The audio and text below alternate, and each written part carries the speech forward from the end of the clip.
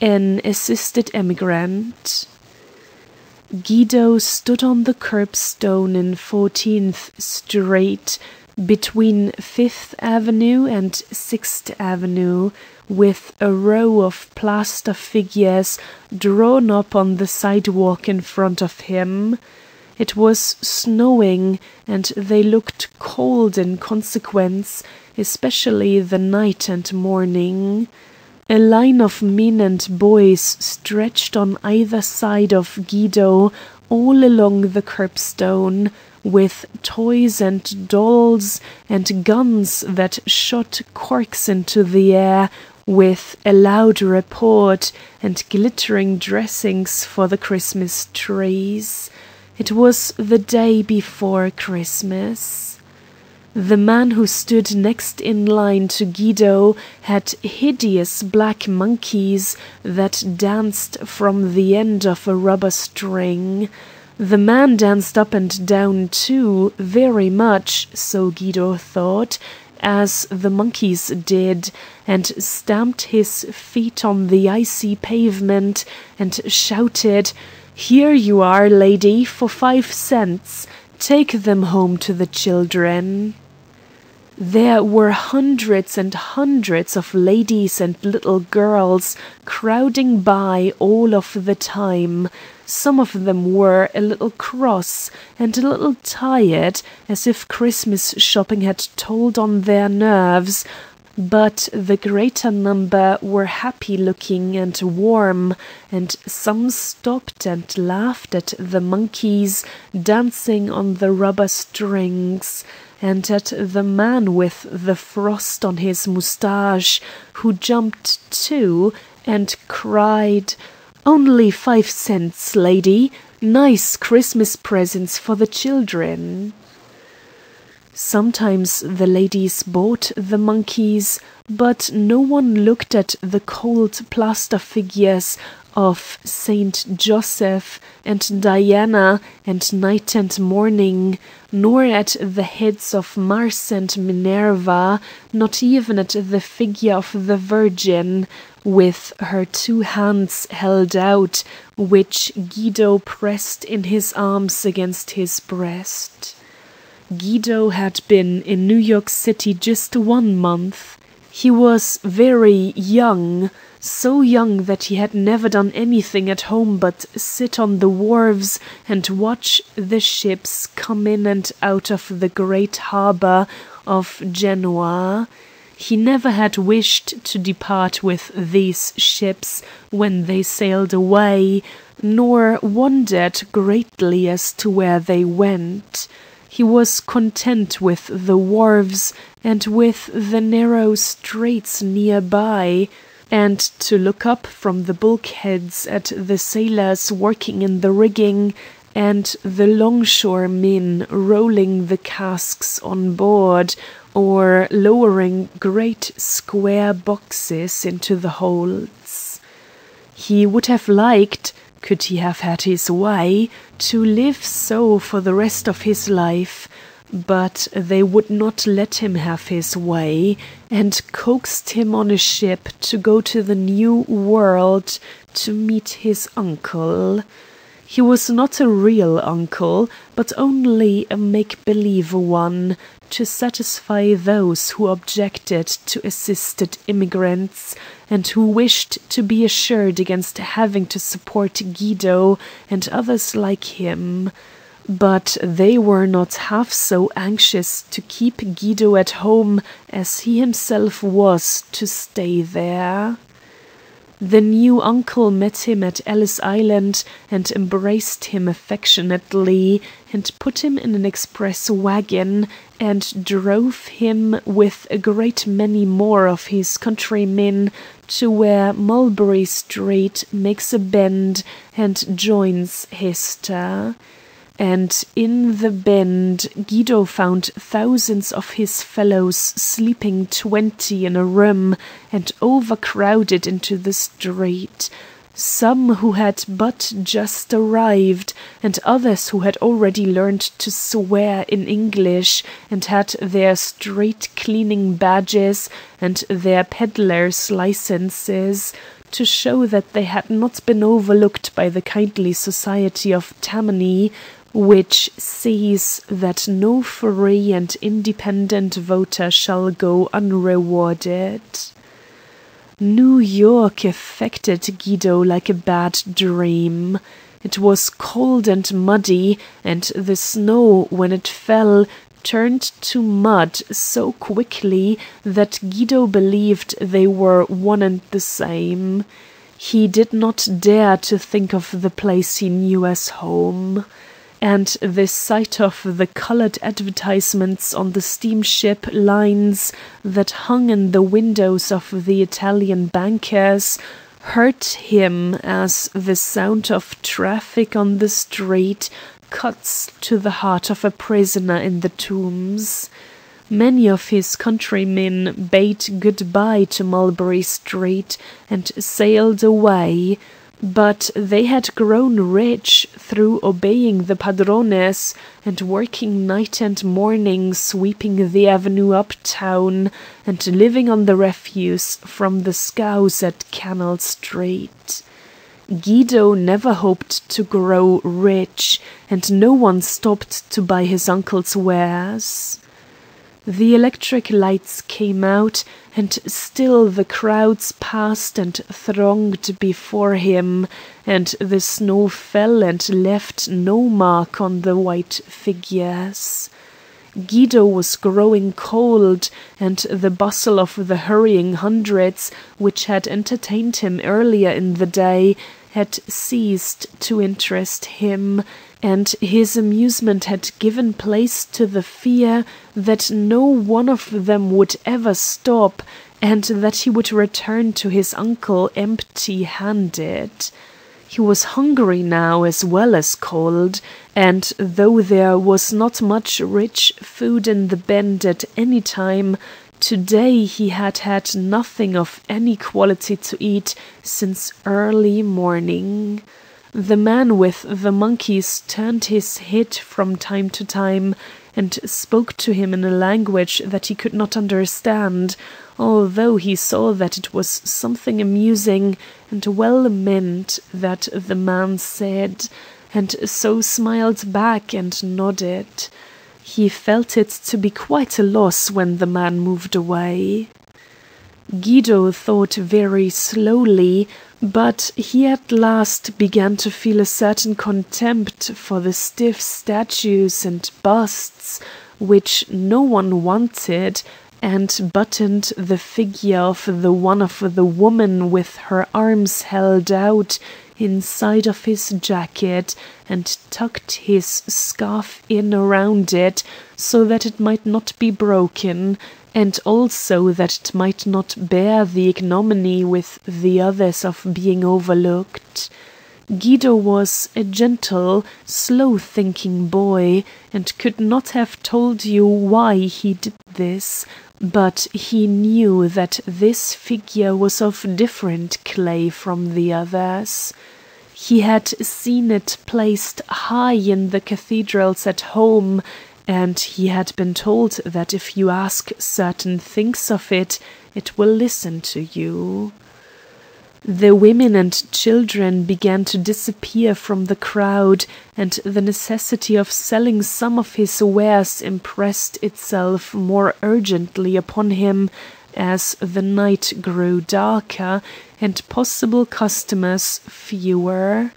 He decided that he had taken up a bad position, and that instead of waiting for customers to come to him, he ought to go seek for them.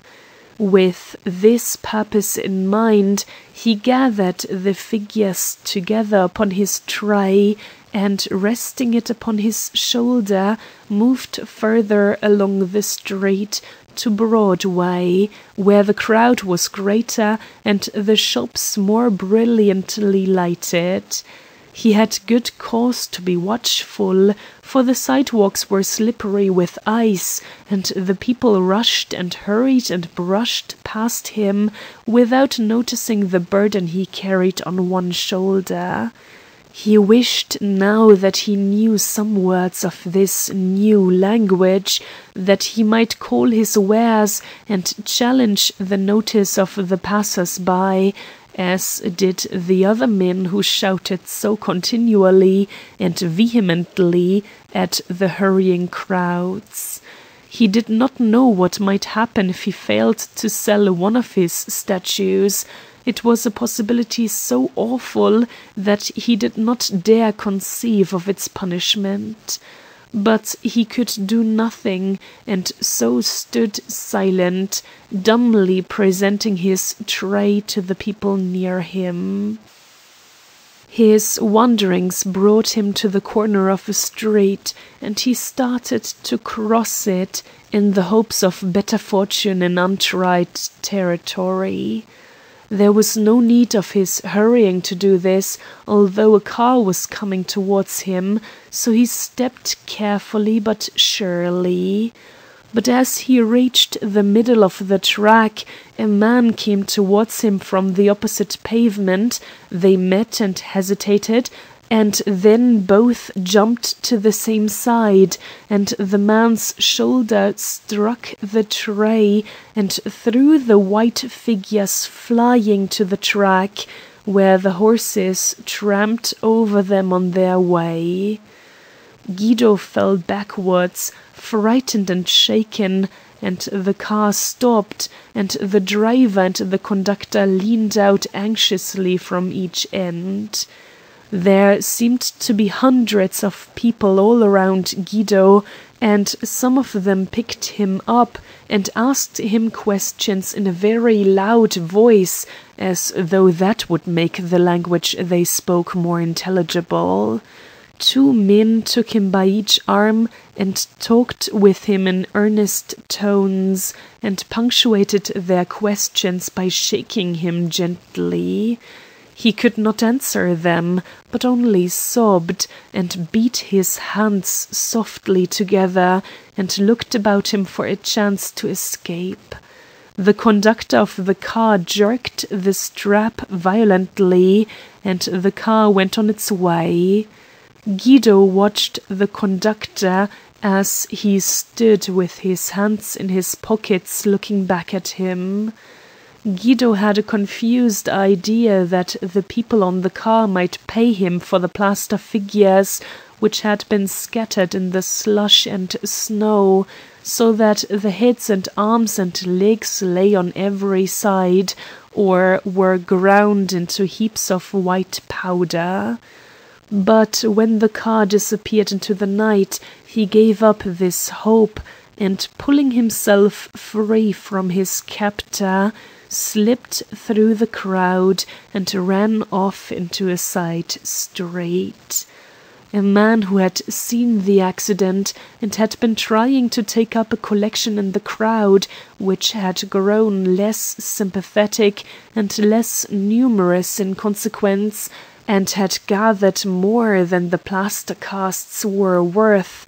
But Guido did not know this, and when they came to look for him, he was gone, and the bare-headed gentleman, with his hat full of coppers and dimes, was left in much embarrassment.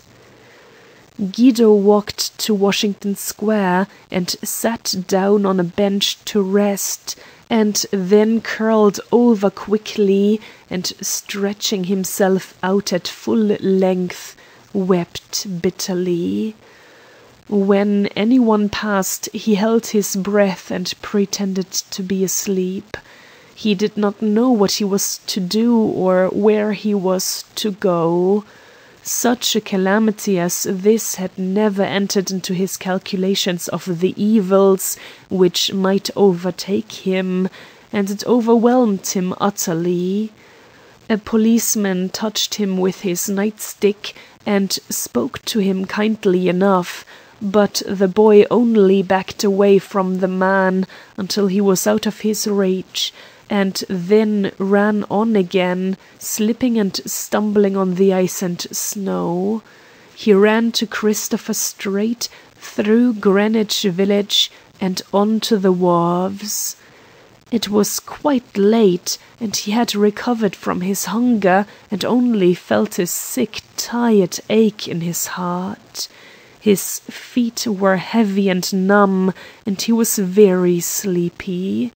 People passed him continually, and doors opened into churches and into noisy, glaring saloons and crowded shops, but it did not seem possible to him that there could be any relief from any source for the sorrow that had befallen him. It seemed too awful and as impossible to mend as it would be to bring the crushed plaster into shape again.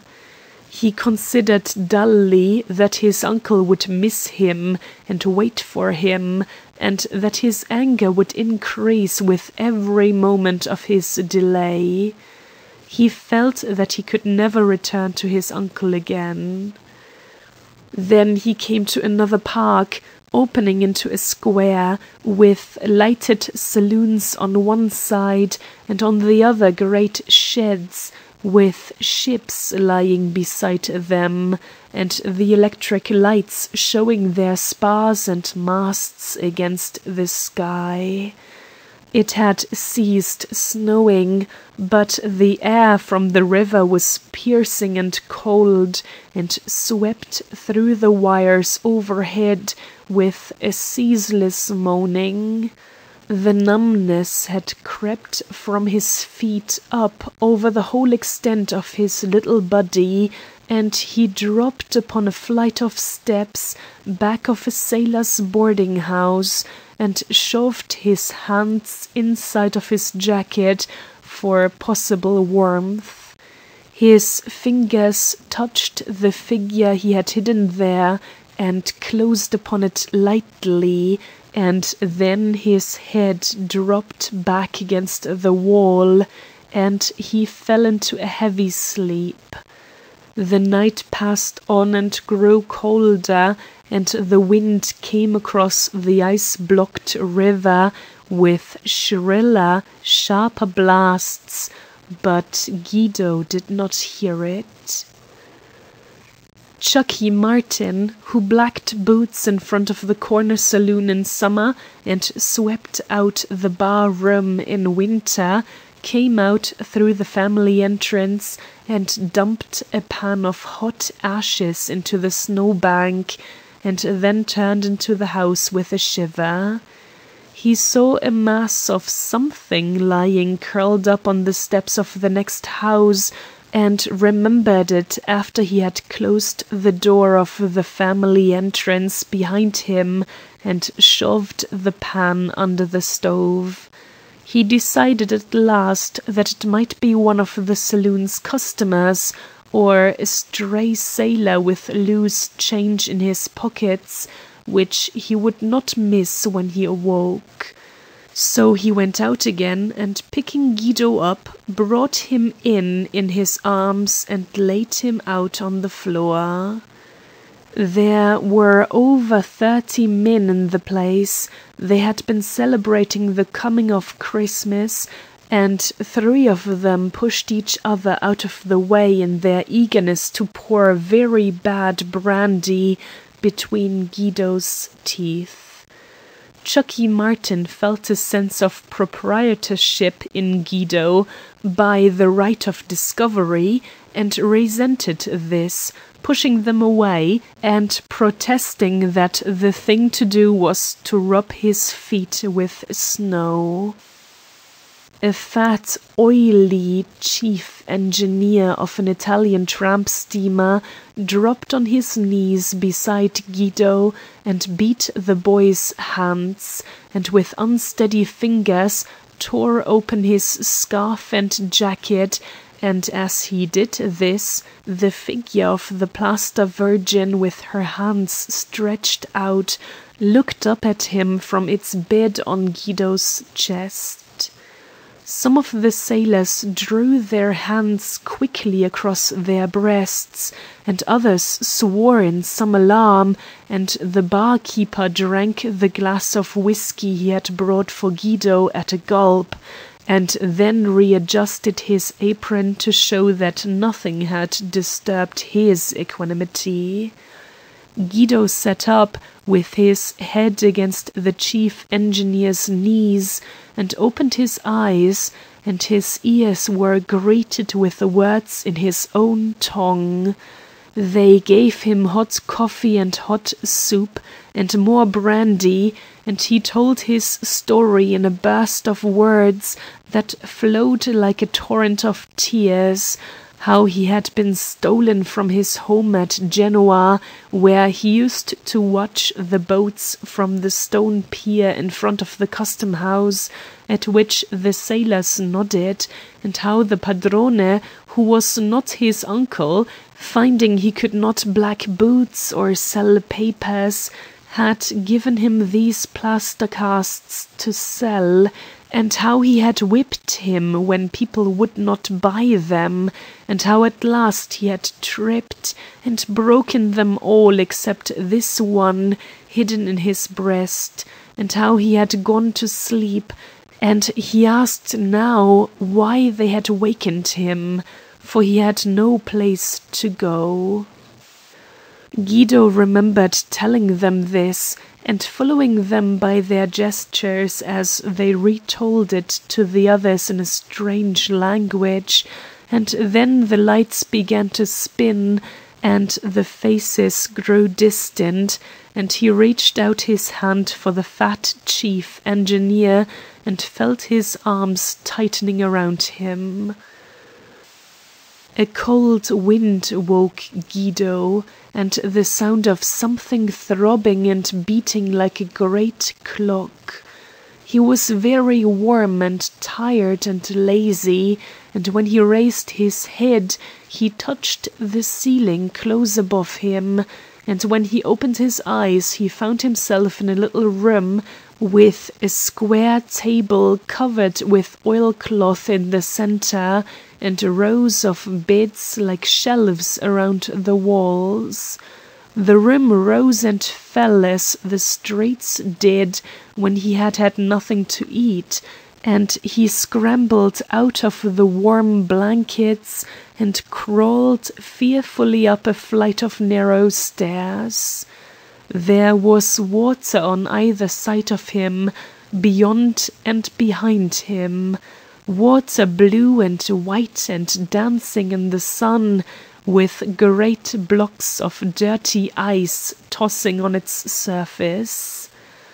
And behind him lay the odious city of New York, with its great bridge and high buildings, and before him the open sea. The chief engineer crawled up from the engine room and came towards him, rubbing the perspiration from his face with a dirty towel. "Good morning," he called out. "You are feeling pretty well?" "Yes." "It is Christmas Day. Do you know where you are going? You are going to Italy, to Genoa. It is over there," he said, pointing with his finger. "Go back to your bed and keep warm." He picked Guido up in his arms and ran with him down the companionway, and tossed him back into his berth. Then he pointed to the shelf at one end of the little room above the sheet iron stove. The plaster figure that Guido had wrapped in his breast had been put there and lashed to its place. "That will bring us good luck and a quick voyage," said the chief engineer. Guido lay quite still until the fat engineer had climbed up the companionway again and permitted the sunlight to once more enter the cabin. Then he crawled out of his berth and dropped on his knees and raised up his hands to the plaster figure which no one would buy. End of An Assisted Immigrant by Richard Harding Davis.